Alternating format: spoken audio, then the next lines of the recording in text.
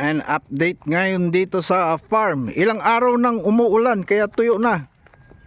Ito yung sa last video ko, do sa short video ko, maputik yan. Pero ngayon tuyo na. Tuyo na yung buong paligid. Tignan nyo. Tapos yan si Bonnie, yung puppy. First time niya dito sa farm. Pwede ko na siyang pagalain kasi tuyo ng lupa, wala ng putik. Ayun. Nag-i-explore pa lang siya dito sa loob ng farm. First time niya, hindi niya kabisado itong lugar na to. Pero ilang pasyal-pasyal pa dito, masasanay yan dito sa farm. Ayun siya. 2 months old. Belgian Malinois na female. Mga after 10 months, yan, pwede nang kastaan siguro ni Bogart yan. Ayun, yung lokong yan. Ayan, oh. Mainit ngayon. Linggo ngayon ng 9:30 na. Ayun, oh, mainit na. Tuyo ng mga lupa.